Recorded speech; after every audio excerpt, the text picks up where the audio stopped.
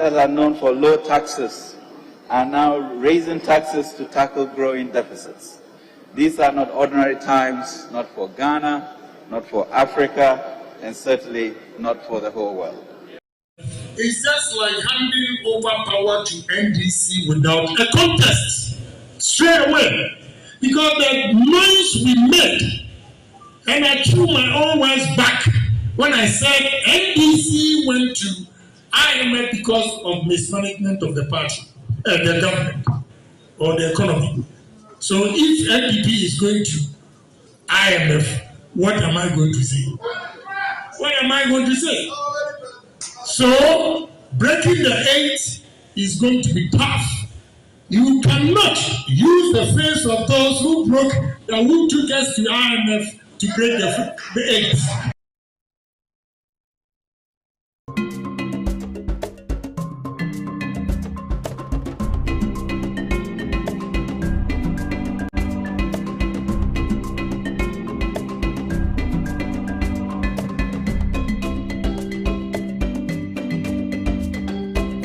Welcome to the review segment of the show. I already have a full house and I want to thank you so much for tuning in. My name is ALOMASOR. As usual, I'm sitting in for Kwame Wusu Dan. So without further ado, let me take you through the topics we'll be discussing for the morning before I introduce my guests. Afcon 2023 Stars share spoils with Pharaohs of Egypt in exciting clash. Resign to save yourself in government, attaching to Finance Minister. And then finally, Nana Addo's comment on a Kumfi constituency irresponsible. This is according to the National Democratic Congress. These are the topics we are discussing this morning. Like earlier stated, I already have a full house. Honorable EB Hussein is here. Honorable, good morning. I trust you're fine. You can be fine. Blasters. My brother, now you have to cultivate patience to be able to watch Blasters matches. I tell you solemnly. It's terrible. I tell you solemnly. Mr. AC, Happy New Year. Yeah, it's our first encounter returns. for 2024. Yeah. I trust you're fine. I'm good, by grace. How is Nadmo? Nadmo is good. Great. Chairman. Boss. Good morning. Morning, sir. I hope you're okay. Well, I'm okay. There's no money for relief items. Except that I got here 7 o'clock. You were supposed to mobilize Kinky. And then the Kinky has actually just arrived, but and then I wanted to finish my part before ABA and IEC comes. Now you have asked them to come and join. It's unhealthy. So you'll not be satisfied. I can understand. I can understand.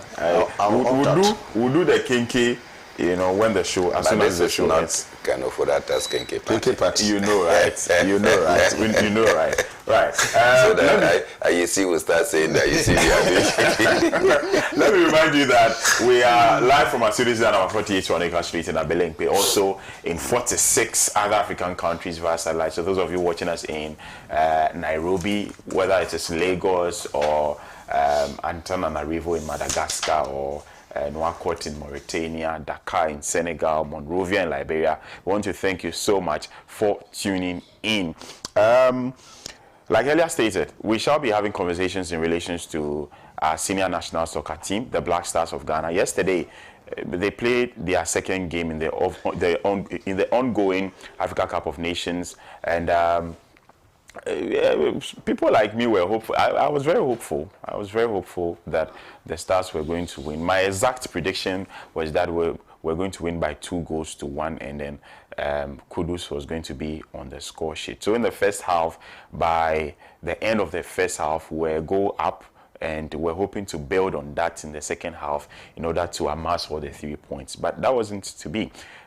Shortly after recess, the Egyptians restored parity, and then I think it was just a 2 minutes difference between their goal and then Kudus's second goal of the night. So he scored again from an Odoi assist, and then I was very much convinced that there wasn't going to be any more goals.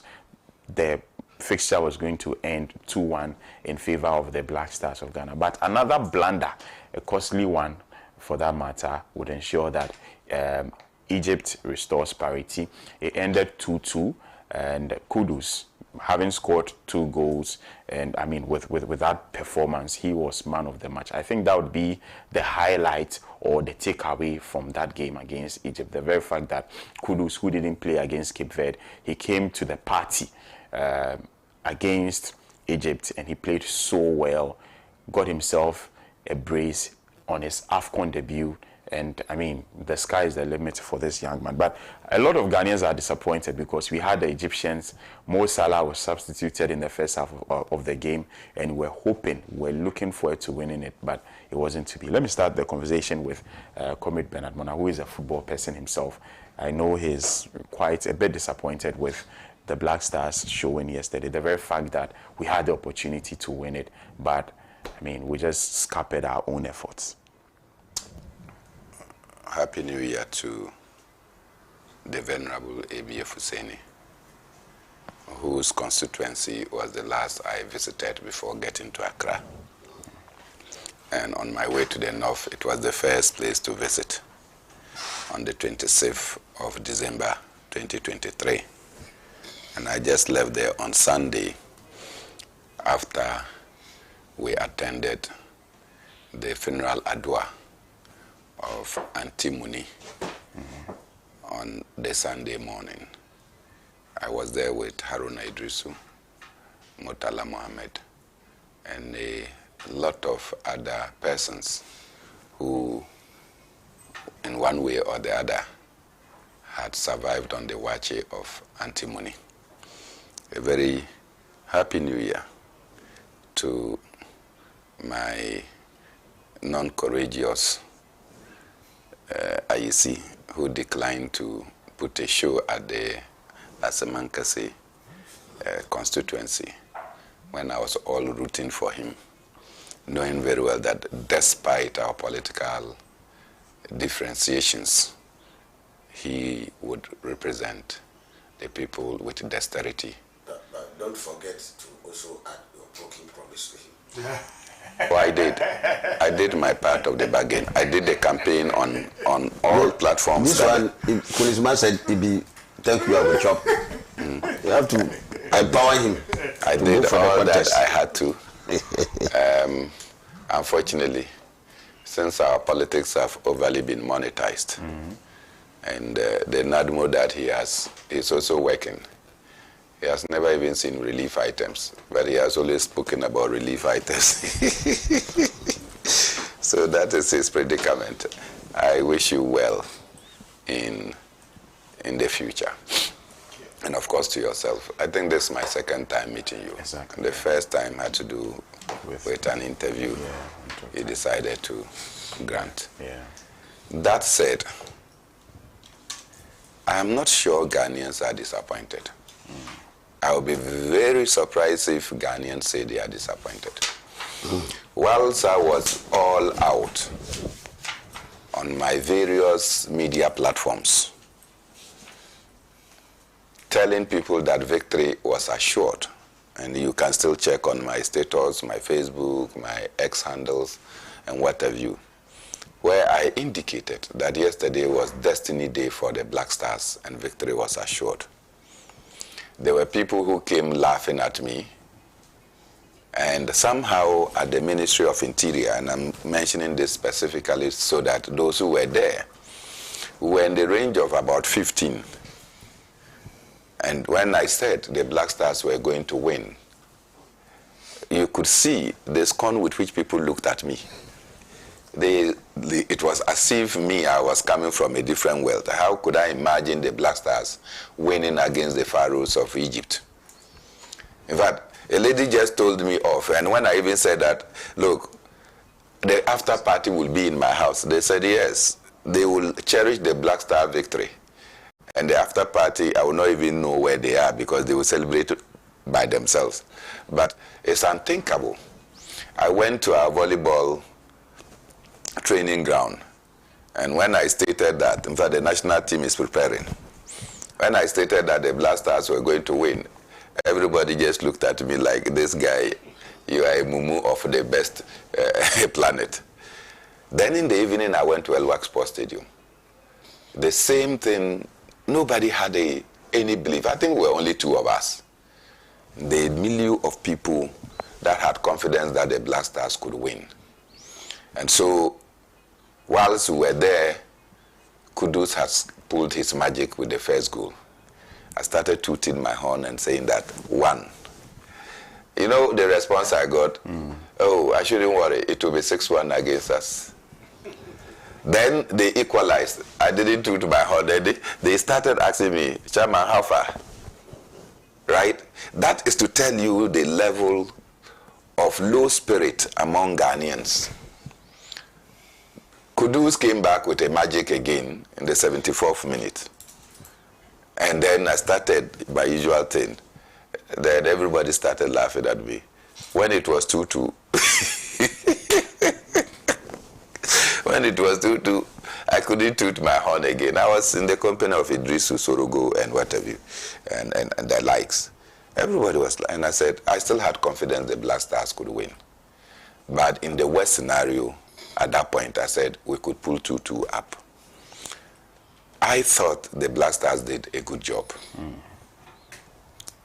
Recklessness, you know, this thing, I mean, is trite knowledge that in sports, when you are not sure, particularly in group games, if it's basketball, it is football, it is handball, and you are not sure,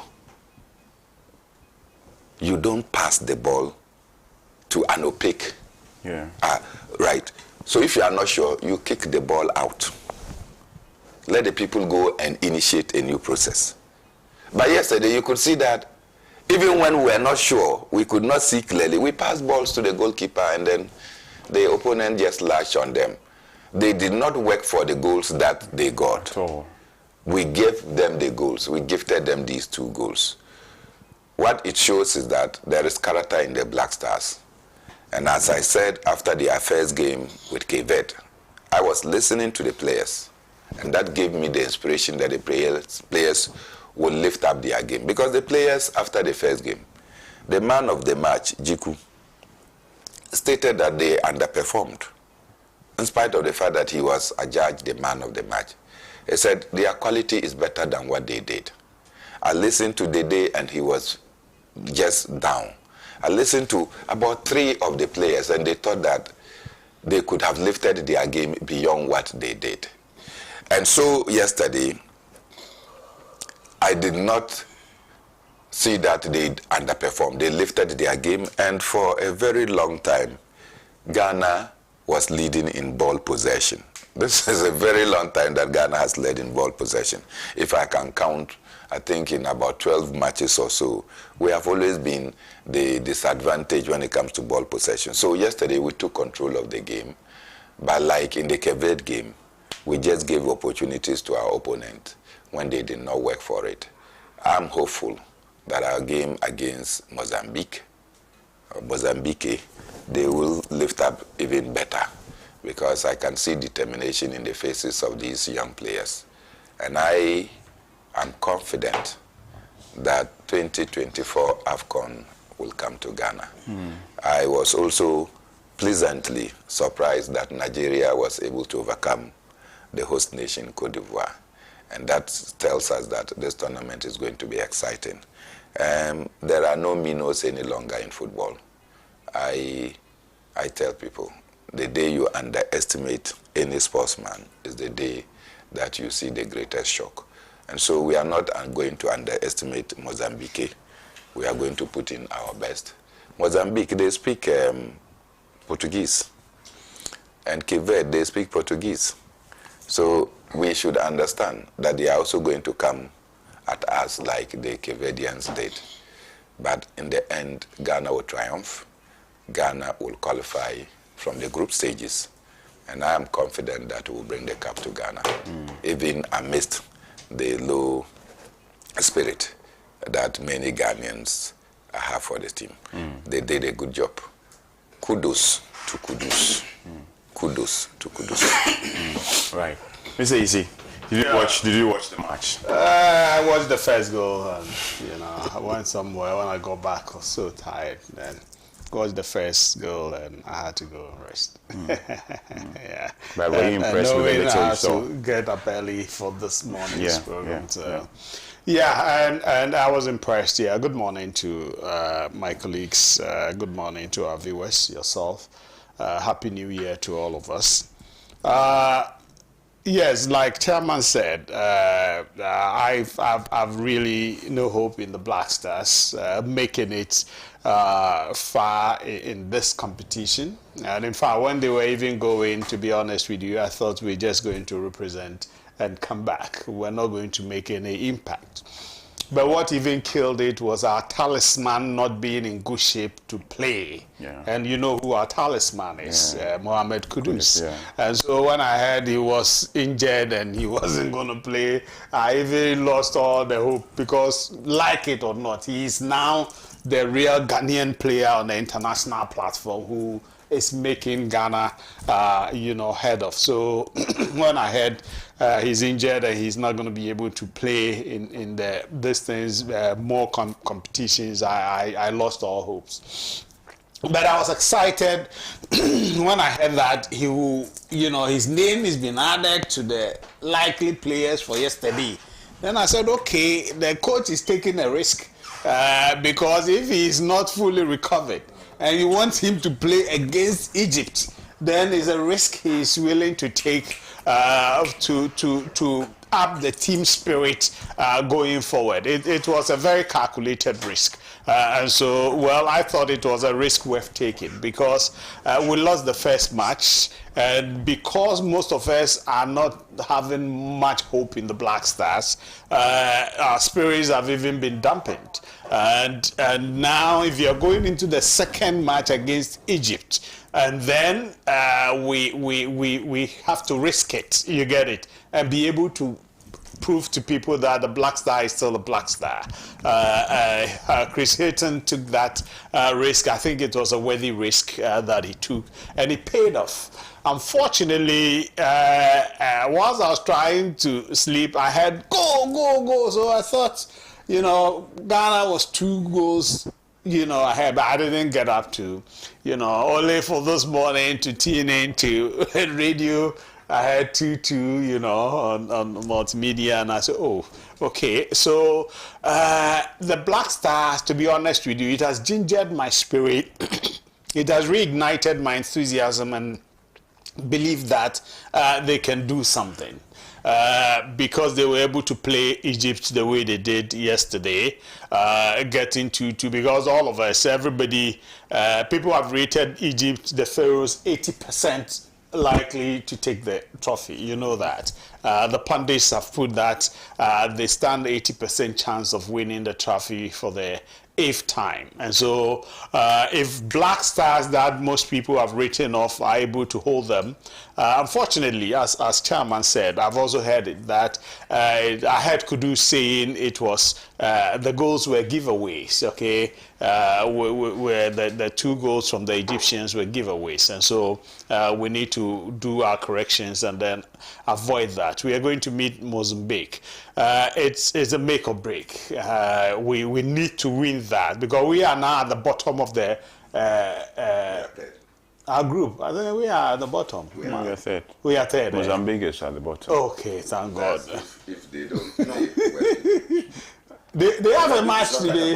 We are the bottom. We are at the bottom. We are the bottom. I say when I come in there, we are at the bottom. We are the bottom. We are at the bottom.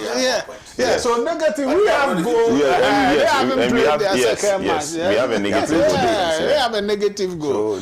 So that's the issue now. So we need to pray very, very hard and prepare. But the boys are psyched up. I can see that. When I listened to Kudus, I saw they were psyched up. And when I listened to other people saying the way Jordan played, it was, very fantastic. He gave his all, he always does that. And I understand yesterday he didn't fall down too much. You get it?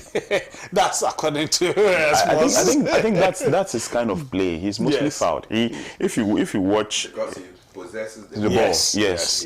Yes. Across the 5 top leagues in Europe. That is the French league, the Premiership, the Italian Serie A, all these leagues. He's the most fouled player.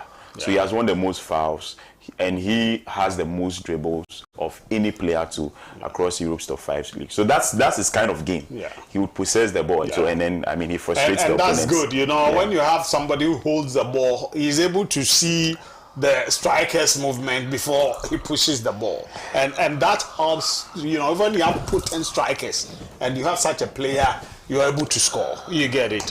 Because he holds the ball and he's able to watch the field where to, you know, release the ball to. And so I think he should keep that spirit going. I don't know, was Dede in yesterday? No, he didn't play. Okay, so let's see how the team, you know, the spirit is reignited now. Let's all rally behind. I say that the team, the players should now carry us, the nation, behind them and take us to victory. They can do it. Like the chairman's spirit, you know, that they were going to win. Let's now all revive our belief in them and then come to the party with the Black Stars. It can be done. It is possible, right? It is possible, very possible that the Black Stars can, you know, push through to the finals if all things being equal. Now, my excitement is being rekindled, and I'm hoping that the Black Stars keep going the way. And Kudus and the other guys, you know, there was a player that they said they brought him in and then they had to take him out again. He made a mistake. You know, sometimes I think that sometimes when they bring you in, and your first attempt you make an error, it diminishes your own spirit. And so it was tactical for the coach to remove him so that he doesn't. He said the whole game is emotional. So he thought, the guy was down. So. So let's let them reignite their spirit. Let's all rally behind them, and let's assure them that once they make it, the nation is there to support and reward them for excellent performance. Right, Alaji. Let me say good morning to your good self, Comrade Benamana, and to ask how our hopes is in Sankana. I thought you had gone to harvest your soya beans. The harvest was done before, except that, as usual, even as the harvest was still on, the farm was bent again. Again? Again. Bent? Bent. I don't understand. Yeah. So in the second... While the harvest was going on? Yeah. They were harvesting. As soya bean, we completely harvested. It was the mates were harvesting and heaping and now shelling. And they bent the heap one? They bent the heap one. No, I thought there's some I can't say emphatically, but there's a high degree of suspicion of foul play. But we take it in our I always ask myself, you see, we continue to do and push. Instead of using the energy to destroy, if you devoted half of that energy to also go and set up a farm, so you could have done better. But Allah Almighty is seeing all. People think they can do things here and get away, but they will pay for it. My regards to Comrade Daisy, I will always refer to you as a comrade. Very nice gentleman. I thought he was actually putting in a bid. But Bernard, who was supposed to mobilize support, broke his promise. Now, my friend that was supposed to support us, because you came with the understanding that NADMO, you see where they place him. Even money to buy relief items, NADMO doesn't even have. Oh, we have some. But I wish one lives to fight another day. Yes. The good people of Pan Africa, our technical people, and the Blichina people of the Sanaro constituency. I once nearly had heart attack from football. I was a big House of Folk supporter. I've always been, I still have a lot of sympathies for House of Folk. And we came all the way from Kumasi. That time I was in sixth form to superintend. They used to give students, chapters, opportunities to go and man the gate. So we came. House versus Oh, in that match there was only one goal scored by Yorson at the Accra Sports Stadium. It was I think quarter-final, very tough match. In fact, that was the day my heart went almost into my mouth, and so I have learned to tone myself down from very difficult matches, so that I don't give myself undue pressure. And I have come to accept that to watch Black Star matches these days, number one, you need to be sure that you don't have BP. And you need to be sure that you are not somebody who, if you are not careful, can be brought down by the tension of the match. I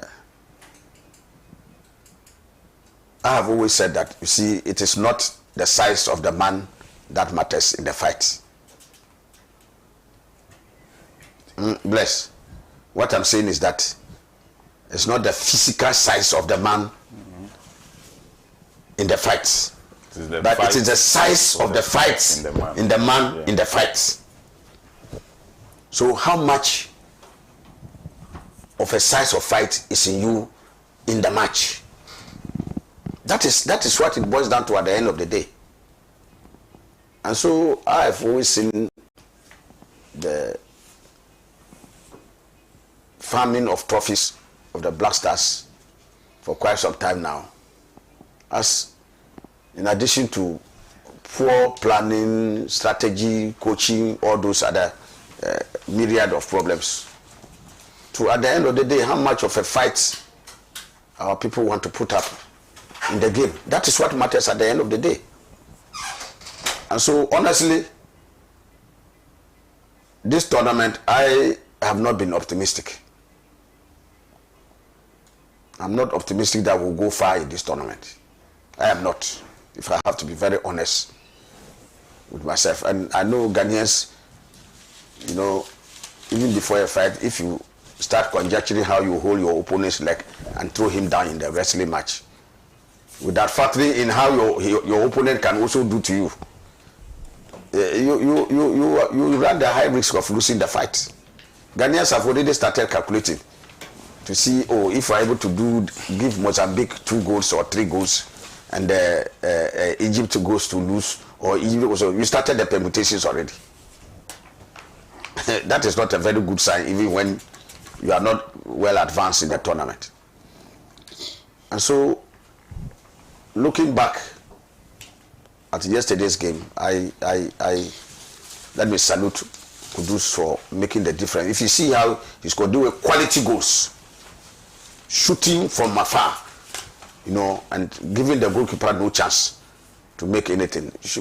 Brought out the difference. We can get closer to the goal. They'll be mesmerizing, trying to mesmerize the defense instead of shooting. If they are taking a number of shots, our forward players are taking a number of those shots, perhaps we could have made even more goals than the 2 that we scored. But be that as it may, that is what we had to make do with. I just wanted to point out, I don't know, Bernard said we had possession. Yeah. I saw at the end of the match, I think the Egyptians had 54% of possession. They had more possession of the ball than us. If you look at the statistics, I'm sure people will correct us as we go along. But I saw that from the possession that they gave, you know, when you finish the match, they bring all those statistics, the number of fouls, goals, offside, shots on target. And so the possession, I think the possession, they gave it to the Egyptians. Really? Yes.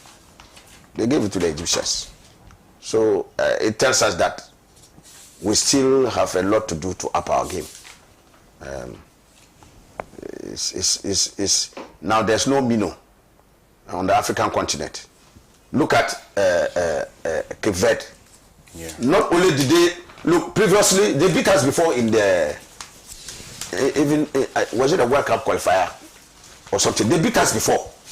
This is not the first time Cape Verde has beaten us. The last were African Cup. Yes. No, that one was Comoros. No, Comoros. But Cape Verde beat us in a competitive match. Oh, okay. Aha. You see, so my brother, it is not. Look at yesterday. Look at Equatorial Guinea, topping a group which has Nigeria. Can you imagine that? Nigeria and Cote d'Ivoire and Equatorial Guinea topping the group at this stage after 2 matches. So they are qualified. Almost. It will depend on. I think they have 4 points. 4 points now. Yeah. They have 4 not points. 6. No, Not 6. They shared spoils with Nigeria. I think it was 1-1. Their first match they drew. Yeah. So Nigeria too has 4 now. Yes. So they and Nigeria have 4-4. Cote d'Ivoire 3. So it's very dicey. So they will play Cote d'Ivoire, and Nigeria will play. So if they lose, Bissau. you see, those are the permutations like Ghanaians have started making. So I think, honestly, so Cote d'Ivoire can easily exit the tournament. see, and our technical bench should also the timeliness of their change substitutions. Very, very important. And the coach watching the game knows exactly when he can close some loopholes and ensure that where the side of the defense or this in midfield is weak, he can make a substitution and ensure that he blocks those loopholes. So that, so I don't want to talk so much. I just want Ghanaians to tamper their expectations. Bless, if you are thinking we are going to the finals, I wish we do. But they say that mouth alone doesn't buy donkey. You need to speak and put your hand in your pocket. So I am not overly optimistic, but I want to pray that I'll be surprised, that my low expectations will be surmounted by a spirited performance that can catapult us to end the drought of the African Cup that we brought the last time in 1982. Since 82, Africa has progressed so much. Like I said, there's no minnow on the continent now. So, in fact, the minnow in world soccer. So even if you are playing Nauru and Tuvalu, you have to prepare and take the match like it is the last match you have to play and win. So, I want to wish the Stars better luck and hope that they will carry our flag and make sure that we emerge victorious. But right, personally speaking, I'm not too. You are not too hopeful. Right. Thank you very much, Alhaji ABF. See, you can tell a ripe corn by its look. And this corn is not ripe. Right. So away from the conversation in relation to the Africa Cup of Nations, the Member of Parliament for Akimi Boakwa South, Samuel Atacha, that is, has made some comments in relation to the Finance Minister. He says he's admonished him to resign in order to save himself and government. According to him, the backlash from Ghanaians, pointing fingers at him for being responsible for our current economic woes should be enough for him to say that, look, let me just resign, go sit somewhere for somebody else to take over the reins. People have said that, why this call at this material point in time? Why? Why this call? And you do recall that I think it was 2 years ago, in the dying embers of 2022, that there were calls grew for the resignation of the finance minister, calls from the majority members of parliament, about 86 of them, and which later became, a caucus decision of the entire majority in parliament. The president met them and said that, look, there's an ongoing IMF negotiation. Why not let the finance minister complete it and also read the budget? Then we can see to that. I mean, the conversation also is that the IMF negotiation has still not concluded. It's still ongoing. It's still ongoing because we've received our first tranche. We are still waiting for a second tranche. And so the finance minister or the president did not err when he said that when negotiations are done or concluded, then the finance minister can go. Because we are still waiting for a second tranche. And the finance minister is still negotiating with the Bretton Woods institution. So he did not err at all. Maybe they were tricked. That's the conversation also. But why this call at this point in time, especially when we have just about 11 months to a general election. Alaji, let me start with you. Okay, let me say first the last part you started. Without any iota of doubt, the president tricked the majority members of parliament. He was only trying to buy time. But the president was nowhere ever committed to get Ken Ofori-Atta removed in the first place. Not an iota. And I have always said that it would have been easier to remove the president than to remove Ken Ofori-Atta. It's not possible to remove Ken Ofori-Atta and Nana Akufo-Addo. It is not possible. So he was only buying time to work out a framework for ditching the majority members. They should have seen it clearly. And indeed, when it happened, my colleague Apiakubi, Honorable Apiakubi, I told him, he's my very good friend in Parliament. I told him that, and I called him that. I said, what you have done now, you have taken hold of the tiger's tail. When you hold the tiger's tail, when you are tired, you can't continue to hold it, and also you can also leave it. So you are tired holding it, but the danger of leaving it that if you leave the tiger's tail, it will turn around and devour you. So you people have taken hold of a tiger's tail. Make sure that you see the matter to its logical conclusion. Otherwise, it will come against you. Today, I'm hearing that a lot of them, the system is coming after them in their parliamentary primaries. So, this issue of Ken Ofori-Atta, like you rightly pointed out, when we on the minority side started this in, it was not out of malice for Honorable Ken Ofori-Atta, the finance minister. It was born out of the concrete figures that emerged from the classic mismanagement, catastrophic mismanagement of the economy. You often hear him and other apologists of the NPP say that it was COVID. All the blame for our economic woes is COVID and Russia-Ukraine. But the evidence had emerged that long before COVID, towards the middle and getting to the end of 2018, we have started having serious economic challenges. Our revenue started getting a mismatch with expenditure to the point that we did a deficit of over 7%.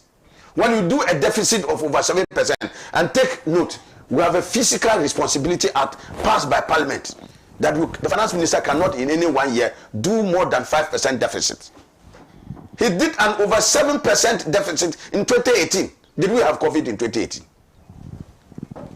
So the signals started showing, and then the reckless borrowing spree that he had gone on started showing up in our inability to sustain our debt and to be able to take interest payments on tirelessly and when they were due. All these signals started coming out in 2018, even before we had COVID. So this argument of COVID, let alone even Ukraine, which you are talking about in 2022, is I have said it, blessed. When you cannot carry your head load, you blame your head part. That is what had happened. And so we on the NDC side started raising this in with concrete figures. I remember the current, now the minority leader, he was then our ranking member on finance, Honorable Atufosi. We did an engagement with the business community at UPSA, in which all these figures were brought out. In fact, the captains of business and others also even contributed and gave even their side, they painted the picture of the difficulties they were also having. Challenges with liquidity and exports and all the problems that they also encountered. And so the economic picture started getting gloomy at that period. And so that is why we find it shallow. That you want to say that 100% you are perfect. You have done all your work. You will not even accept an iota of blame that your incompetence has played a part in the economic mess that you have left Ghanaians and their lives are so devastated. At least be honest and bold enough to accept that there's a certain percentage. You may cite Ukraine, COVID and others as contributing factors. But you don't single-handedly just say that those are the factors that are 100% responsible for the economic mess. Why? Otherwise, why? Our neighboring countries, Togo doesn't have half of the resources Ghana has, let alone even resource staff Burkina Faso. Why? COVID, they were excluded from COVID. They are operating single-digit economies. Their economic growth rates are better than that of Ghana. In 2020, when we were growing at 0.4%, they were growing at 2% plus and operating single-digit inflation with single-digit deficits. Low deficit. One, even some of them even have surpluses. Okay? So it cannot be. It was born out of the concrete act of the incompetence of the finance minister in managing affairs, the reckless and irresponsible borrowing that he had embarked upon. Among others, people said that was because anytime we go to borrow, his company, Data Bank, they'll make more money because they were doing the book running for government. And so some of the borrowings were not even dictated by the country's critical needs, but the need to make sure that we borrow and his company will make more money. Okay? So you will find out that our colleagues came to accept, because when we sit in parliament, you see the figures. You have a best eye view of where the economy is going. And so not surprisingly, our colleagues, after all this time that we had admonished them, they should join us in the supreme interest of the nation. As AEC will say, they are all patriots. So that all of us as patriots will talk about what is adversely impacting, and that this man is a danger to our economy. So let us have a new face. And we in the NDC, when we're making this point, we are not oblivious of the fact that if Kenofodata is removed, and it's an NDC man to bring. No. If they remove Kenofodata, maybe a issue will come. Or they will bring some other person who is an MPP person through and through. That position will not be given to an NDC. But we're saying that where we had reached, Kenofodata had exhausted his ideas. The man was visibly tired. He couldn't continue. He had run the true lifespan of his ideas. And so we needed a fresh mind and fresh brain to inject dynamism into our economy. And the economy, if you took, look, bless, if you took the decision from revenue, our revenue was not matching our expenditure. Expenditure overruns, revenue contracting, you come to the inflation rate, the highest ever in our country's history, 54.1% under his watch. The poorest economic growth rate ever in any single year, 0.4%. You just take the indices, the sharp decline and falling of the CD to the dollar. So if you took every macroeconomic indicator, it was pointing that never in the annals of our country's history have we ever failed to honor our debt obligations. Even, like I said, even under Colonel Champon.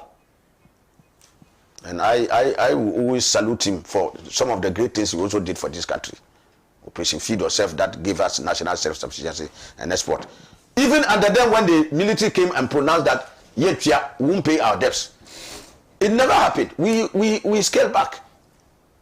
So for the first time in the history of our country, under the watch of Kenofodata and Dr. Bawuya as chairman of the economic management team, we have run away from our international obligations to pay our debt. So bless, if you come and borrow from me, and then you tell the whole world that, look, Master, the money I won't or I can't pay you. And somebody has money ready in his pocket, hearing what you are saying. Is that person stupid enough to come and give you money? That is a signal. So that's how come we'll be crowded out of the bond market. You can no longer borrow on the international market to spur development. So that is under his watch. Under his watch, look at the excruciating hardships and misery Ghanaians have been subjected to. These are concrete matters nobody can dispute. under the watch of President Nana Akufo-Addo, Ken Ofori-Atta, and Dr. Bawumia as chairman of the economic management team. These are the sordid results. These are the appalling results that you record. So when people rightly say that, look, you have failed in your bid to effectively manage the economy, go and let somebody else come. It's a legitimate call. So we are happy that at long last our colleagues saw wisdom in that. And first 90 of them, not 80. There were 90 of them who adopted that agenda, and later on the majority leader, Honorable Chi Mensa Bosu, indicated that the entire caucus. So if you have an entire caucus of government supporting MPs, themselves also realizing that, look, this man is no good for our economy. He's a disaster. Every single day that will keep him, our economy will sink deeper and deeper into the doldrums. And they realize it and they join. My brother, doesn't he speak loud? When there's a chorus of disapproval against you in your own house, which outside support do you expect to get? So clearly, so what Atachia is saying, there are some people who think Atachia has an axe to grind. There are people who say that, and it is born out of maybe some statements he himself must have made, that Ken Ofori-Atta sabotaged him when he was Minister for Works and Housing. He had come out with some grandiose plans to do certain things, but the money was never released. He may have some axe to grind there, but it is not him alone. In fact, Honorable Amakwata, on the spur of the government's program of Year of Roots, made that pronouncement. And as soon as he made those pronouncements and came, he didn't get money to prosecute the things that he wanted to do. So you see many people, in fact, as MPs, almost virtually every MP in Parliament has taken Honorable Amakwata on for roots. And so you think that Honorable Amakwata has failed you. But where is the money to prosecute the routes that he has to do? It's not there. So there are those who think that maybe Honorable Atachia was denied some monies, or some monies were simply not made available to him, for which he is taking the finance minister to task and is asking him to go. But beyond that, I don't see anything wrong with his pronouncement that the man should go so that there will be peace in Ghana. Because I can tell you without any iota of doubt, there are many people who, when they see Ken Ofori-Atta, they are so angry because they hold him responsible, he and the economic management team and Dr. Bawumia and Nana Akufo-Addo, for the misery they are suffering, the sufferings they are going through today. And so his thinking is that, look, if you leave for another person to come, it will create some new dynamism. It will open up the possibilities of injection of new energy into our financial management, the management of our economy. It will lend some credence that a new face and a new energy is being brought to change the course of downward trend that we are witnessing. And so for me, I think that is a right call. It should not just be, and I won't rule it out, if he has some lingering problems with Atachia, that is first starting from their Achim angle. That is for them to sort out. When two brothers fight, a stranger will reap their harvest. So that is where it comes from. But for me, it brings out a larger national picture that the man has been hopelessly uninspiring, and his performance, seriously speaking, is not up to scratch. And so if that call is made, it's in the supreme national interest. Unfortunately, like I said, when our colleagues took up the mantle to fight with us, they lost steam. Because what the president said in the first case was, he was more emphatic on the budget. He said that they should let Ken Ofori-Atta finish the budget. It was not about finishing the IMF, because IMF negotiations never finish. You negotiate, if it's 3 years, you negotiate for the 3 years. Because at every point in time, when you take numbers and others, you have to sit down with them and discuss things. So they would not have been oblivious of the fact that if they tied his removal to him finishing the negotiation will never finish. But the emphasis they had with the president was that they will allow him to present the budget, and after the presentation of the budget, he will go. It was not about the conclusion of full discussions with the IMF, because that discussion will never end. And they were the first to know that if they hit that thing on it, then it was like permanently allowing Ken Ofori-Atta to stay in office, which they did not. But like I said, they had held the tiger still. And you can't hold it, you can't leave it. And that is the conundrum that we are in today. But it's very clear, any MPP man, I'm sure my brother here will know it, that Ken Ofori-Atta is an untouchable. He's a teen god in the MPP. And I say it without any dissent, that President Nana Akufo-Addo cannot remove Ken Ofori-Atta, even though he's clothed with the authority as president to make any changes that he likes. But I tell you, this man, he can't touch him. Right. Not only because he's an Ebusia, but he once told the MPs at a meeting, according to this was what our MPP colleagues told us, that do you know how we came to power? Do you know who financed us? Do you know where the money came for the campaign? And today you want the man to go. That's why he told them about Ken Ofori-Atta. They should get off his back. Right. Thank you very much, Alhaji B. Let me come to you, Mr. AC. Yeah. Well, I thought the Honorable Atachia, MP for Buakwa South, was making a call that the finance minister should willy-nilly resign, right? Yeah, it's not for the president to fire him. He didn't say that. And so, yes, he was expressing his opinion. His estimation, he thinks most of the challenges that this government is saddled with, should be blamed on the finance minister. But I beg to disagree. He was an integral part of the government. Atachia himself was part of the government, and so there ought to be a collective responsibility for the success or otherwise of the government. And so if there's challenges with the government, why would you want to push blame on only one person because he's in charge of the exchequer? I don't think it's fair, right? I don't think it's fair, because decisions are made at cabinet, and which decisions are to be implemented by the sector ministers, okay? And so if you have a disagreement or disapproval of something at cabinet, you have the right to push it and say, I disagree.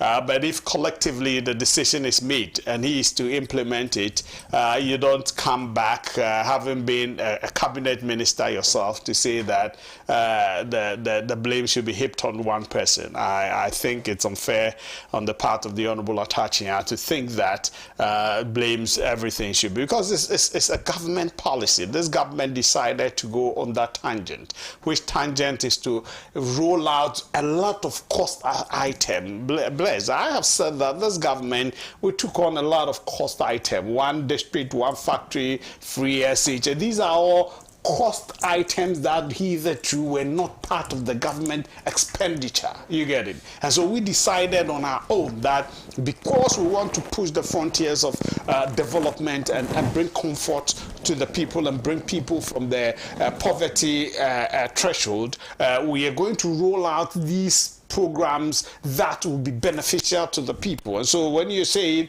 one village, one dam, you're putting policies that will help the farmer in parts of the country that can have them, doing farming activities continuously. One district, one factory, we're going to be able to roll out policies that will get, factories being built and to support the Human Development Index and all that. So these are policies, and we have the IPEP, we have the Madam Hawa Kumsin's then, sector, and now, fisheries and all that. So you took on all these things, and these are cost items. And so we then said deliberately, we're going to expand the revenue generating base. We tried, you get it. But hey, it's also didn't, initially we canceled about and reduced about 17 taxes that we had then called nuisance taxes. But thereafter, when COVID struck, we then brought back some of these taxes, new taxes, which have come to, affect the process, which is, the COVID tax, COVID recovery, whatever, all these things are because it affected our revenue base and then our growth trajectory. It's true, when we said we're going to IMF, there were some conditionalities. Our debt threshold, we need to look at our debt to GDP. The projections was to get it down to about 55% by 2028. So what were we putting in place together? In all these things, Ofori-Atta was a key player in there. You get it? When we came in 2017, growth of 8.1%, 6.8%, 6.2% by 2019.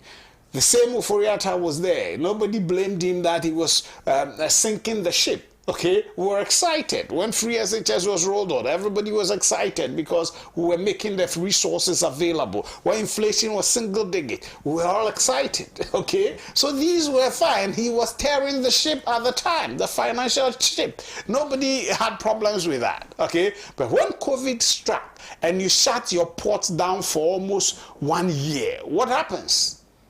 What happens? Because we are import-dependent country. Okay. We are now building our industries and co with the one district, one factory, and then vehicle assemblage plants and co-processors. These are programs and policies that the government is put in place and we are rolling out. So nobody can discount the effect or impact of COVID on the economy. And that is not an individual's doing.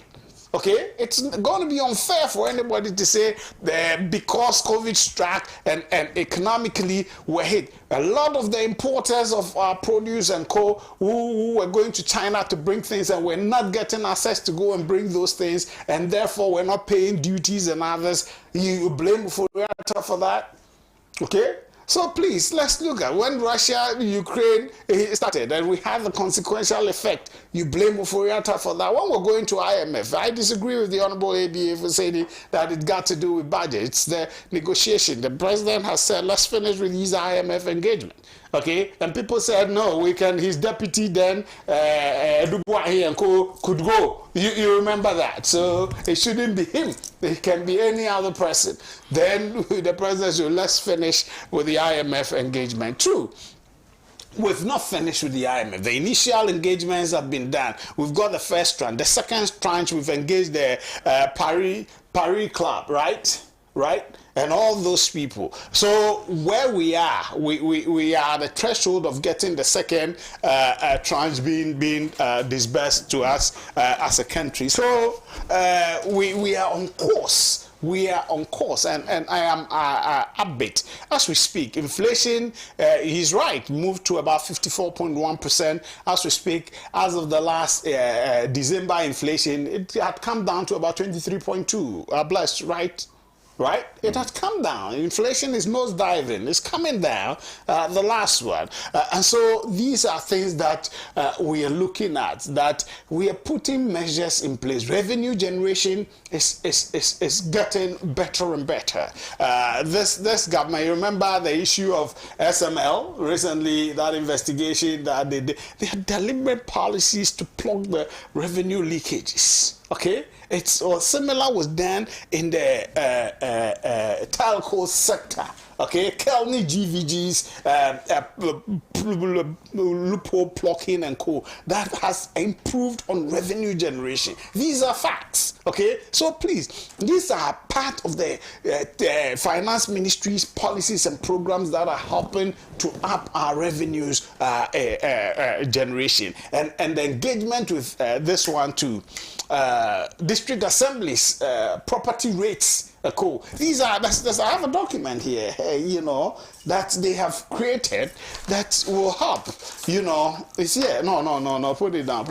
This one, myassembly.gov, myassembly.gov, poor properties have been, identified. You get it. And they are going to be taxed, to increase revenues and co. These are programs that have been done by this government. You get it? So it's all under the auspices of the finance minister. And so please, yes, people may have, and by what I've said doesn't mean I'm excluding the challenges that we have faced as a government in these times. And we are not going to say we will not take responsibility for the challenges, because, like it or not, you are in government. Okay, whether it's force majeure or whatever, you are in government, and people will put some of the blames on you, and we will take it as a government. If it's good, we will take the plaudits, and if it's challenging, we will take the bashing as well, because we are in government. And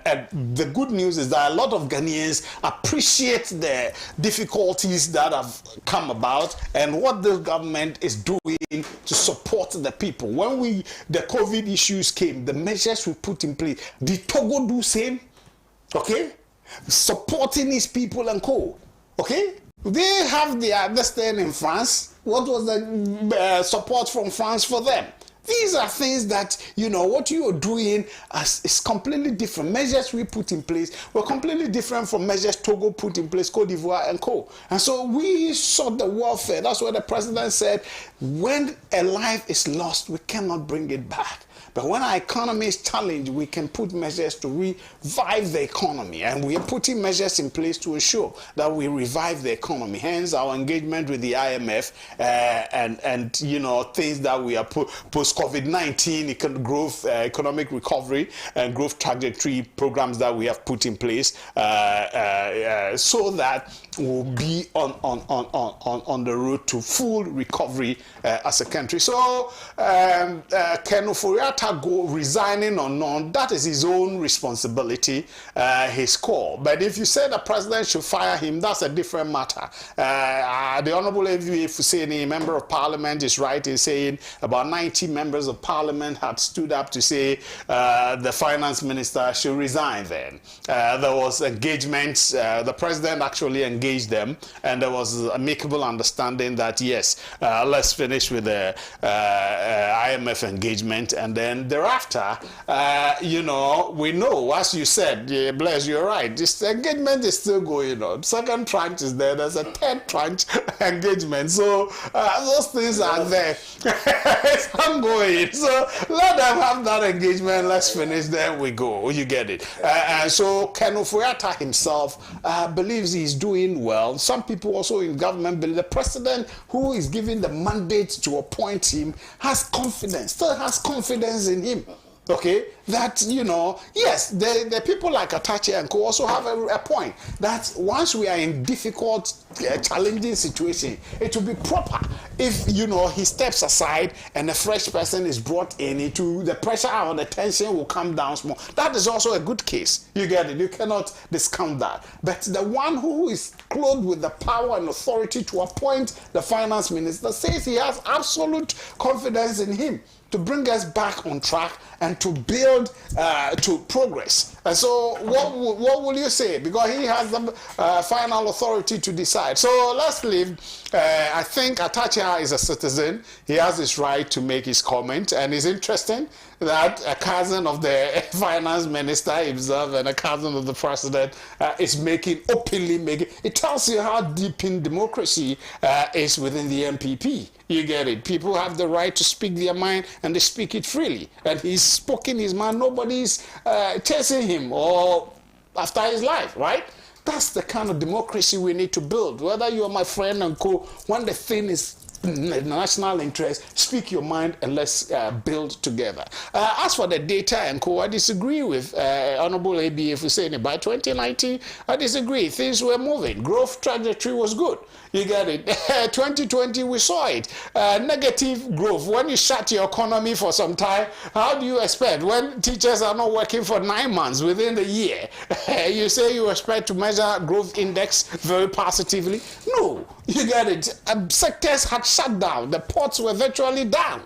You get it, in 2020. And so please, Ghanaians, we know the challenging effect of the COVID-19 and Russia-Ukraine. It's not only Ghana. Even in the UK and the United States, they've all bore the brunt of it. But we are building back, getting out. We have said we have turned the corner. Indeed, we have turned the corner. You get it. The last time we checked, our debt is without the institutional debts and co is about 66.4% recently. I think in the last budget we presented. Yeah. No. So these are the issues. No, when we're going to IMF, we took the Ghana Water Electricity Company, all those debts were brought to the table. You get it. But now, without that, it's 66.4 is good. We are getting back and then build forward. The president has said this year, we're hoping that, we'll be able to make good impact on the life of the people. So, Oforiatta resigning or not is his own matter. And as to whether the appointing authority should fire him, that's also another conversation. Do you have confidence in him? Oh, why not? Why not? So far, the negotiations that are going on so far, it's been very encouraging. I am a bit about his being able to, take us on this milestone to recovery. Thank you very much. I know it's the Chiefs lion. You can't touch it. Let me come to Comrade Bernard. Listening to IEC. It's appropriate that he had to drink water. And then I was asking for tissue for him. You have handkerchief. So it's good to wipe your sweat. You can see how profusely he's sweating, trying to justify the continuous stay of a calamity of a Minister of Finance. Ken Oforiatta is qualified to be the wreck of our nation. Nothing whatsoever that requires the government to do did Ken Oforiatta do. I see.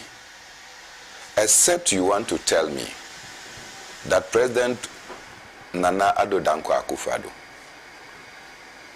was without his senses when he made the significant economic prognosis that we will move away from taxation to production, and that no nation under the sun had taxed itself to prosperity, and that the taxes were killing our society and our businesses. He went further and further to tell us how inimical taxes could be to the growth and sustenance of businesses. And therefore, the caption, move away from taxation to production.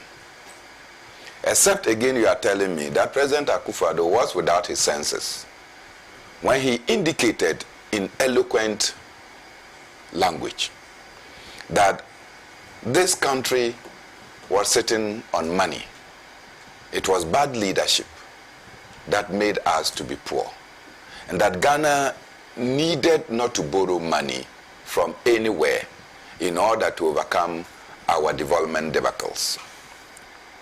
This position was strongly echoed, pronounced, and marketed by now Vice President Alhaji Dr. Mahamudu Bawumia, when he said that he had worked at the Bank of Ghana and he is confident and he's aware that every penny we need to develop, we don't have to go anywhere to borrow. And that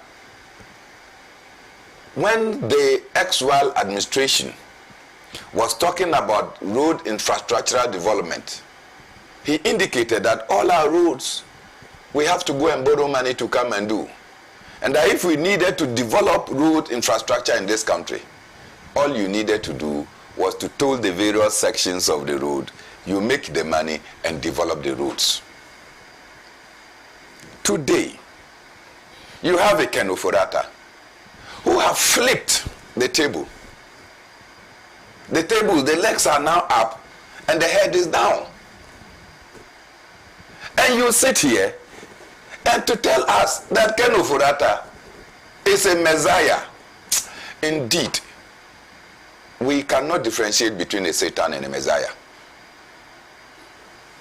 Evident that Ken Ofori-Atta, why? When he came, the first thing he did was to go and borrow.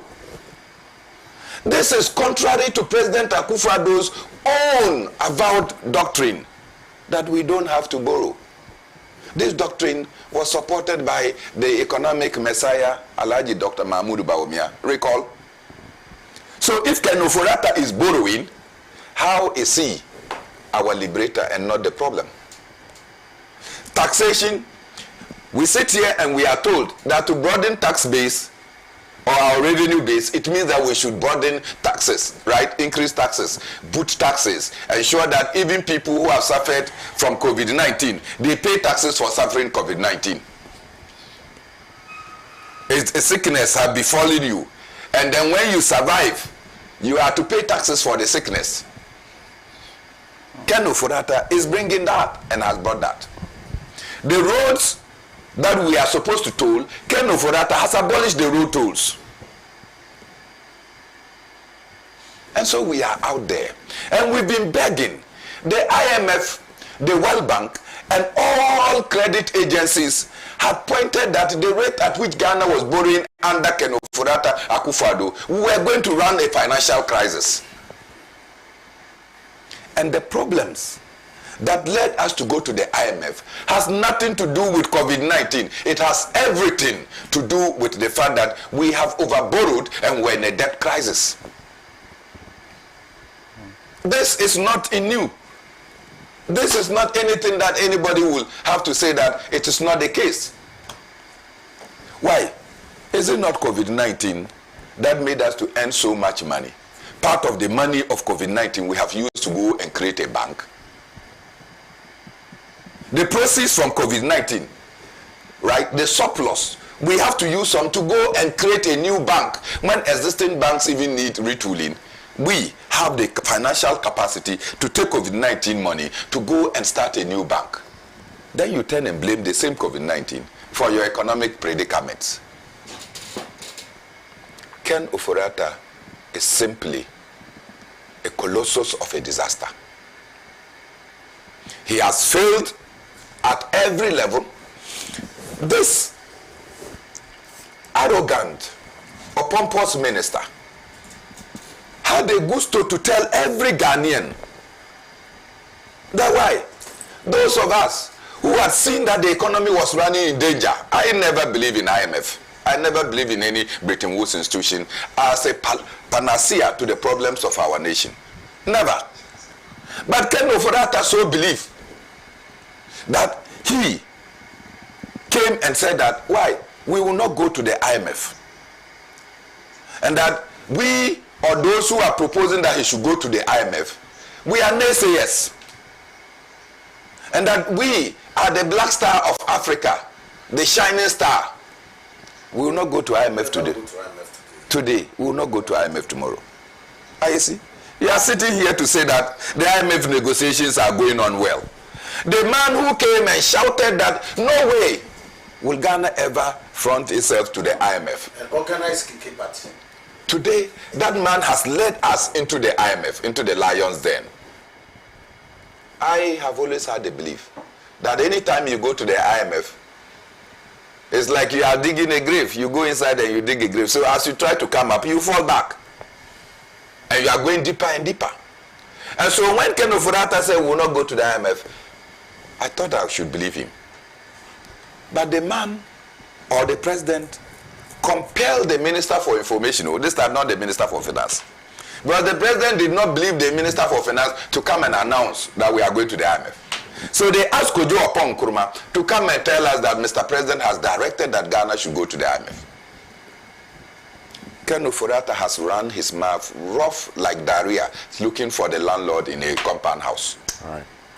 At the end of the day, you attacked, bastardized, and shredded the International Monetary Fund. Then you are the one to go and lead negotiation. You think that we will get anything of benefit? Is it any wonder that a second tranche of our money, the IMF money they will give us, this money was supposed to come in November 2023. We are in January 2024. The money has not come. They are tossing him anyhow. Ghana is being tossed. We are being mocked at. And people still have the capacity to come and sit down and say that Ken Ofori-Atta is doing well. The scandalous Ken Ofori-Atta, who takes every liberty of Ghana becoming poorer to make himself and his businesses rich, cannot be any better person. Atachia had stated that if the president is shy or the president is afraid of sacking you, for your own dignity, for the dignity of your children, and for the health of our nation, Ghana, your resignation as Minister for Finance will lift this country and bring economic peace. Well, Alaji, it is the crocodile that came out of the Sankana Dam to inform us that there's no fish stock. And you want to say that there's still fish. Right. The verdict is out. Right. Ken Ofori-Atta is a monumental failure. Right. Thank you very much. I'll do a few messages, then we'll proceed to our last topic. Today we have time. We have some 30 minutes more. Good morning, please. Free senior high school is only a slogan. Parents now spend and pay more for their wards who are admitted to senior high schools. Liquid soap, mop buckets, bleach, dustpan, 1 kg powder soap, sealing brush, etc. are part of prospectus for boarding students. Most poor parents and children have not been able to afford these items to go to school. You can cross-check this. I have evidence to support this. Free education is a scam. Okay, thank you very much for your message. Good morning, Bless. Please tell Mr. EC that they should give us a break. We are tired of this government's incessant blame of the economic quagmire on COVID-19. Has he forgotten how they were sharing the COVID money like Kelly Willy? They should understand that the more they do that, the more they expose their incompetence. What then it implies is that they are not competent to manage both situations, thus the economy and the pandemic. If you don't know how to dance, you tend to blame the cloth. They should admit that they have disappointed Ghanaians and Ghanaians want them out. We are suffocating too much. This government has taxed every aspect of our lives except the air we breathe. Even that, I suspect that they could do it, should it be artificial, if not God's gift to us. My name is Sami from Uti. Thank you, Sami, for your message. Good morning, Bless. This one here says that AEC supports everything the MPP does or this administration does because he's one of them. Okay, Mr. AEC has heard you. Okay, this one here says that please, Atachia and his family are in support of Baumia's plans to the rest of your message is not so clear. Please, if you are sending the messages, make sure you employ some level of clarity so that I'll be able to understand what you have sent and also read it for you. This one here says, Mr. Isi talks like Ekufuado. Okay. Right. Oh, no. I see it's English, you can understand. Akufo-Addo is a borrowed accent. Well, right. Good morning to you and your viewers. Mr. Isi will collapse MPP by defending the finance minister. He should be very careful. Joseph from Libya. Libya? Yes, and the number is a +218 number actually too. Okay. This one here says, Mr. Isi should stop telling us the Kwekwana stories. Ken Ofori-Atta and this government has failed woefully. Everything is due to mismanagement and corruption of the government, the worst government in history. Kweku from La Paz. Thank you very much, Kweku. We have 25 minutes more to end the show. I'd want us to manage our time very well if we're able to do 7 minutes each and use the remaining 3 minutes to read or 4 minutes to read messages from our viewers. I think it would be great. But our next topic has got to do with statements or comments from the president in relation to a Kumfi when he met their chiefs and elders at the Flagstaff House. The people went to meet him in relation to issues relating to development, and he said that, look, you had a member of parliament in Atukujo. When he was member of parliament, because I wanted him to bring development to your place, I also made him the deputy minister. Now in the 2020 elections, instead of you guys maintaining him so that you continue to see development, you didn't. You voted against him, and sincerely, that I didn't want to talk about this, but sincerely, that has or that is the reasons for which I've not really had my mind in that area, or in your area, Kumfi for that matter. A lot of people are not happy about the president's comment. They according to them, it is unprecedented for somebody who has sworn an oath to, do his best for the entire country and not single out any community because they didn't vote for his member of parliament that would be in Baptist. Does Mr. Isi agree or disagree?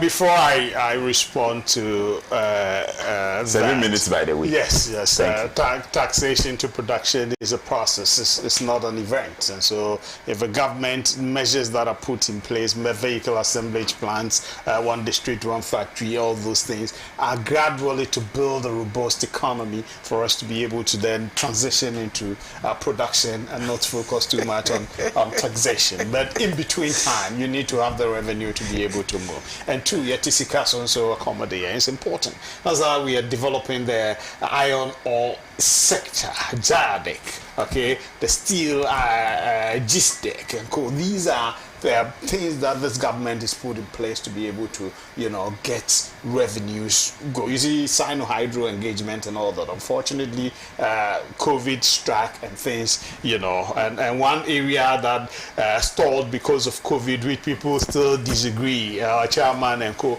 is my area, Polugu Dam construction. It pays me up to today. It was going to benefit my, organization so much if it had gone on and completed.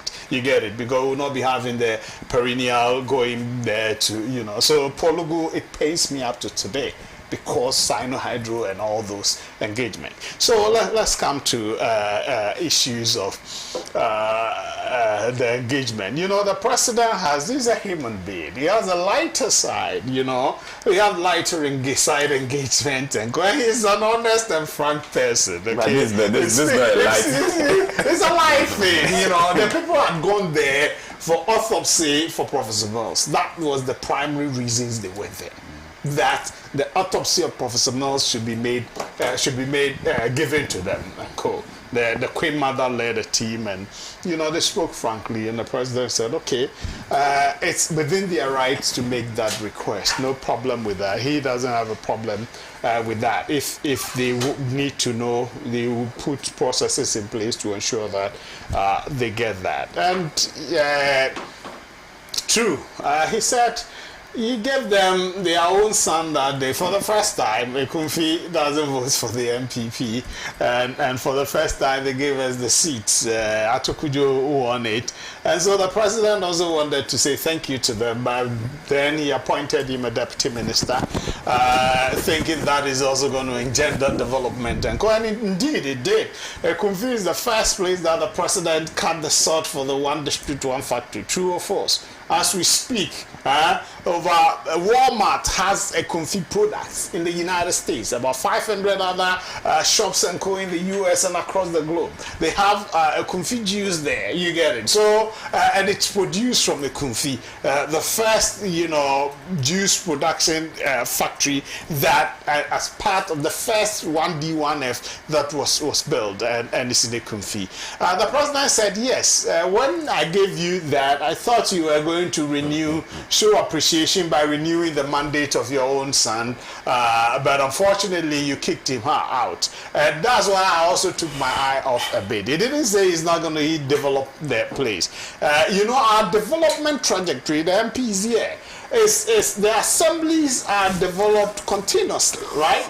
development goes through the assembly, and every assembly gets its development fund to be able to go on with development. There are other projects, major projects from central government that are taken there. I don't think the president had stopped that because of that. No. You get it. So Assembly's continuous development is ongoing. Ekumfi juice factory is there. There are other places in the Ekumfi area that have also been benefiting from the one free SHS, the community school. Well, is there? They are still benefiting from their free SHS stipends and others that makes the system to run. And so it's people. Sometimes we should have a lighter side, like he went to Mepe, and then the battle and told the chiefs, what he said. It was on a lighter note, but we took it as World Cup. So can't we have time for lighter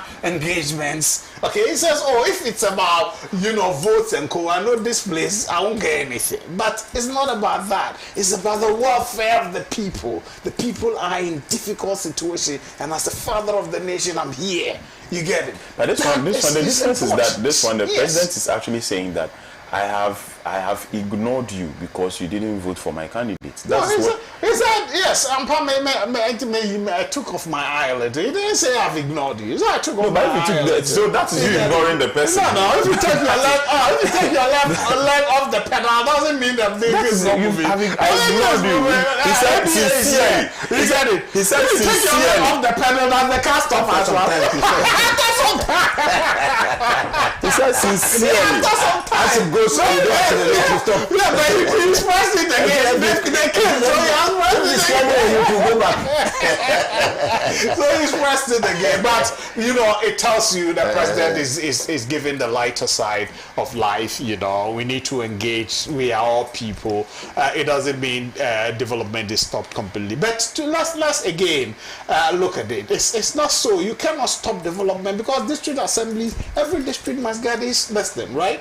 So these are issues so we look at it, that indeed the president actually stopped every development in the area. Mumford and all those beach landing sites and co. They have projects that, were initiated. They are within those enclaves. You get it? And so please, the president was being frank with them, light note and co. But hey, why they came about the former president's autopsy report, that's another an issue that they brought in. I don't know why you, the media, are not engaging on that. I don't know why we should actually. Why shouldn't you? Why? I don't know why. The Queen Mother will lead a team all the way from the traditional area to the president. Who is supposed to have the autopsy report? Who's supposed to have the autopsy? The family. In whose possession is the autopsy report currently? It should be with it's not the family or the government. I don't know where it is. So the government has had no interest. Are you finished?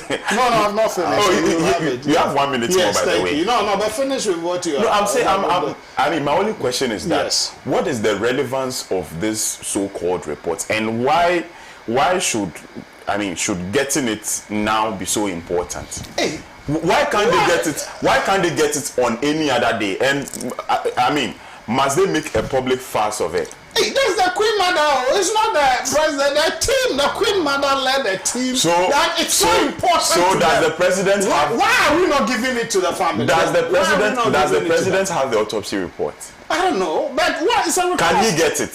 Why not? Okay. Why not? The hospital is there. The hospital is there. And if it's given to the family, and by law it's for the family, then they can tell them, go see the family, the family. If it's not been given to the family, and because President Mills is a former president of the country, and is kept as a presidential secret or something, then maybe processes can be started to ensure that the chiefs and people or the family gets the report. I don't know. I also agree. Why is the report of such this thing to people? I remember Koko and spoke about it. Some people spoke about the autopsy report and co. I don't know why people are trying to make a big issue out of the report, but I think the report should be, you know, something that is known to key people and the family. Thank you very much, Mr. So that we stop from this every year coming back autopsy report. Thank you, Alaji.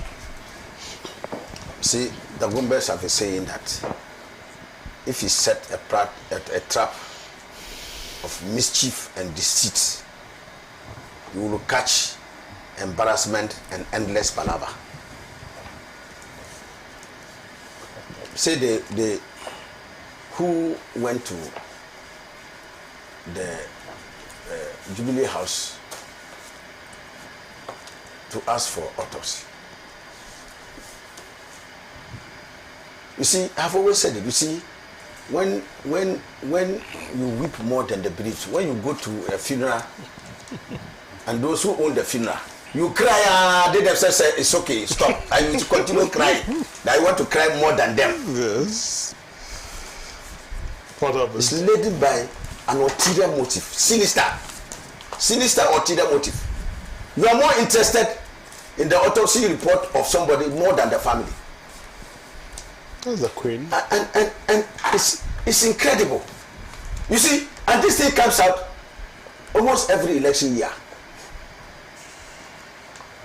They wait until an election year and then they resurrect a dead, useless issue. Absolutely useless. Wow. Because it's a mischief perpetrated by Koko Adidoho, who they believe is in their pocket. And then to use it for political mischief. Why? For God's sake, like Honorable Sami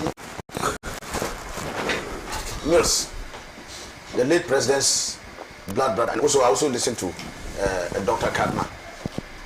What said that this matter was settled long ago. This is, you are talking about a president of a republic.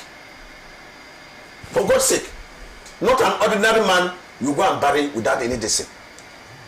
And they said that this is a public, this matter document. It's a public document. It's at 37. Right. So they didn't tell their chiefs? Which one?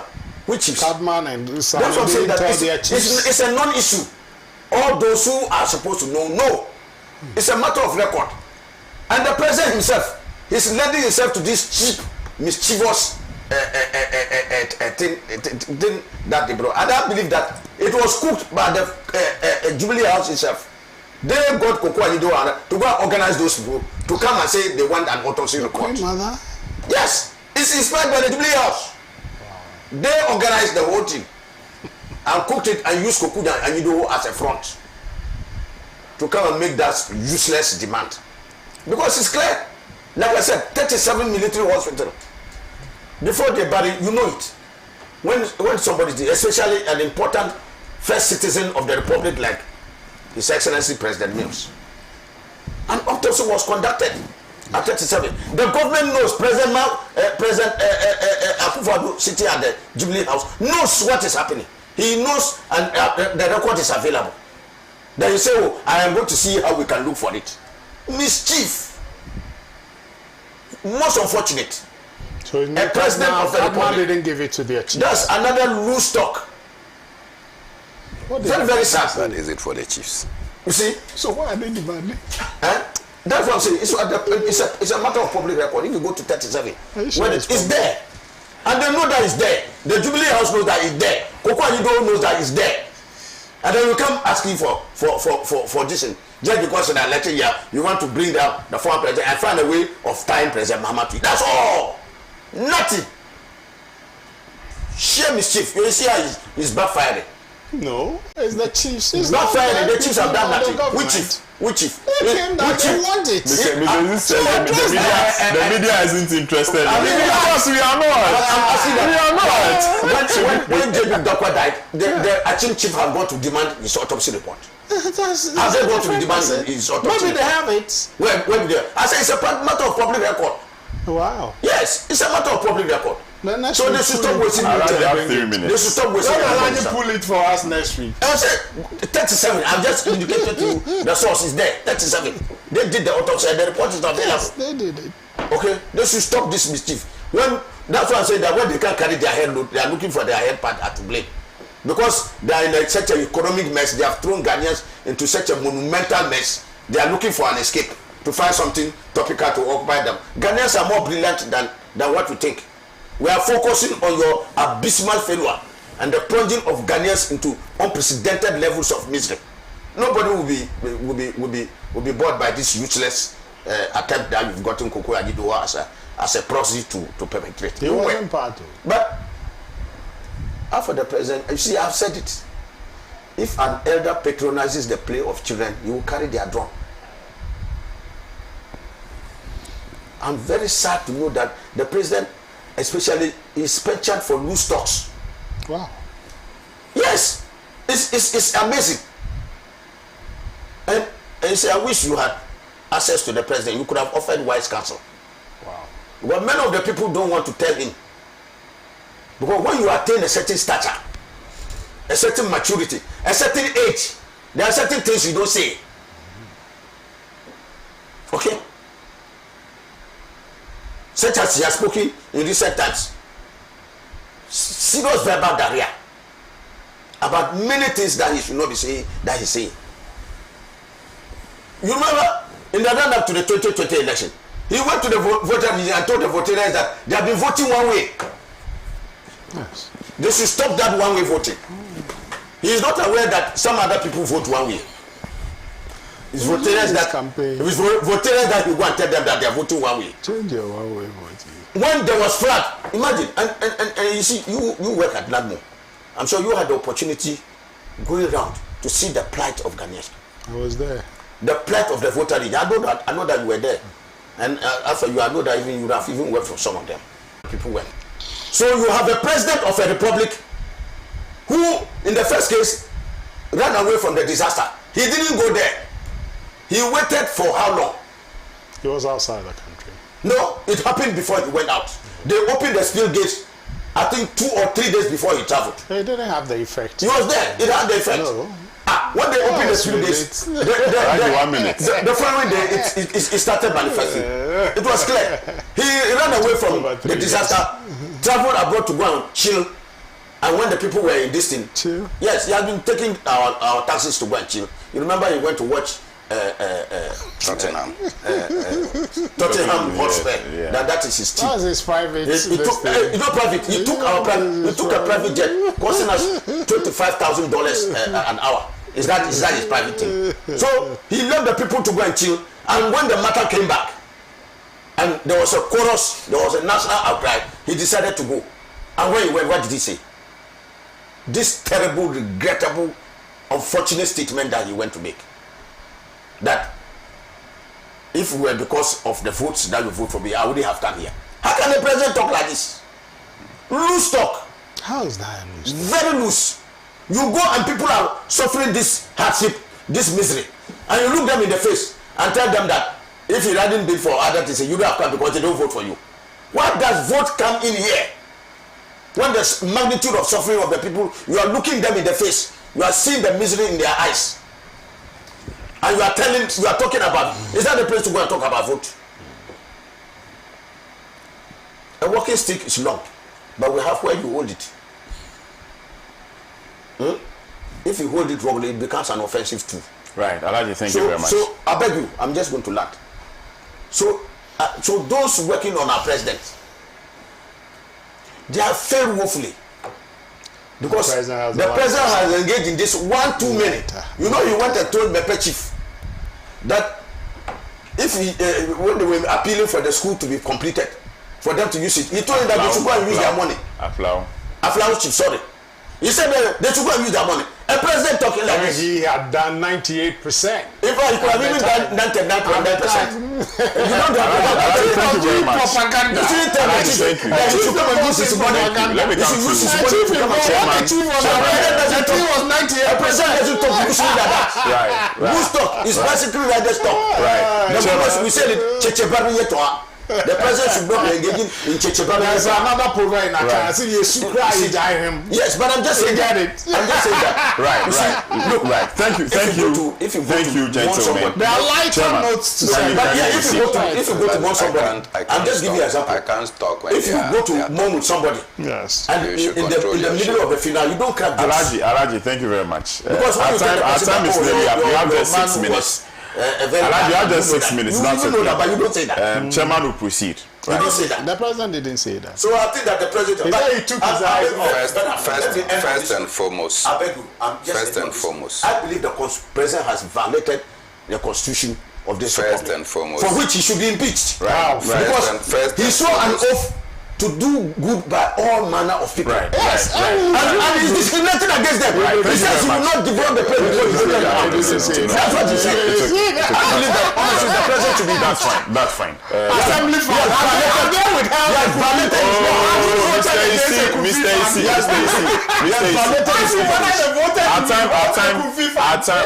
time is fast. Alaji, respectfully. So they come again and vote against him. Alaji, it's okay. Let's our time is far gone. No crime has the president committed by taking his eyes off. Please turn off your microphones. Thank you very much. Let's proceed. It is important to state the abhorrent pronouncement of our president, our potential recipe for overturning our constitutional democracy. They are as insightful and they are as potent as coup d'etats. And if you doubt what sectionalism can do, sectional talk and sensational speeches ravage Rwanda. And so you don't take these things for granted. Some person impersonated the Queen Mother of Otwam. And this morning, on Captain Smart's TV,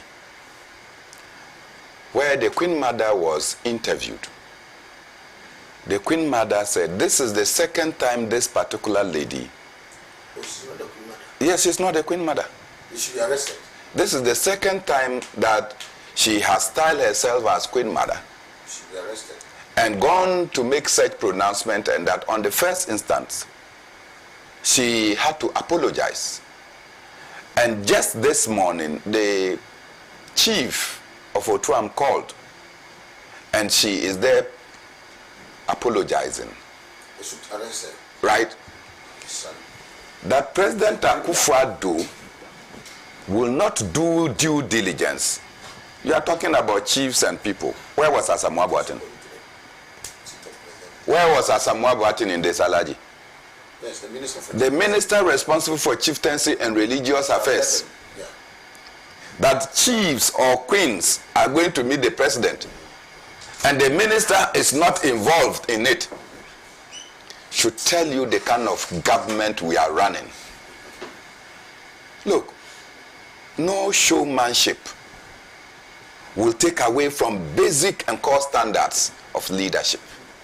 President Akufo-Addo has simply messed up. And assuming that they came and their concerns were for autopsy, really, the Queen Mother gave birth to Atta Mills, right? The Queen Mother is Atta Mills' brother or sister. The Queen Mother is Atta Mills' son or wife. That the family are not concerned about autopsy, what caused the death, right, of the president. And it has to take somebody to come and say that we want the autopsy to go and do what? Are they not aware that President Atta Mills was declared or pronounced dead at 37 Military Hospital? When they were coming, they didn't see the 37 Military Hospital before going into the Flagstaff House. Abba. Abba. You know, if the people are ignorant, what about the president? President Akufo-Addo should have just told them that, oh, the 37 military hospital is not far from here. If your vehicles are not there, the presidential vehicle pool, some can direct you to the 37 military hospital, so you can add management for it. If indeed, were they the people who did letters of administration for Atamils? Are they the people to inherit Atamils' assets or whatever? And so those who will take over Atamils' property, if any, are those that will be legally mandated to be demanding these things, not anybody who parades yourself as a queen. It's scandalous. As for the comment of President Akufo-Addo, I want to say that the Minister for Justice and Attorney General should immediately discontinue the charges against Bakavomawo. He only posted on Facebook that if the army will not do coup d'etat, he will do it. Do we do coup d'etat on Facebook? And you've taken him to court. But your president is here. Instead of upholding, defending, and protecting the Constitution, the president is shredding the Constitution into pieces. How? The Constitution requires the president to not discriminate against anybody. Can I talk? Gentlemen. Gentlemen, can I talk? Yes, you can talk. Thank you. So, Akufo-Addo cannot open his mouth anyhow at any angle and say that why I took my eye off the development of Ekunfi because you people voted against my anointed son, who you, the same people voted for to be MP. It is the same people who voted for the person to be MP for the first place. And they decided that the person is not fit for purpose. Then they change him. Then they change him. And you have this capacity to come and talk this rash. Mr. President, dignify the office of the president so that we can dignify you. All right. Thank you very much. Our time is up. Thank you, Alaji ABA. Take your constitution. I don't know. Thank I don't you. know if the president is in the line of the delegation to know what they were coming to. Thank you, Mr. AC. Thank you, Comrade Bernard. This brings us to the end of another successful week on the morning show. I'll catch you on Monday. My name is ALOMASOR. I sat in for Kwame Osuna. So do make time for Alaji and Alaji tomorrow, by the way. You sat in your own capacity. I'll catch you on Monday. Bye-bye. For the purpose of political mischief, every election year, they bring it back.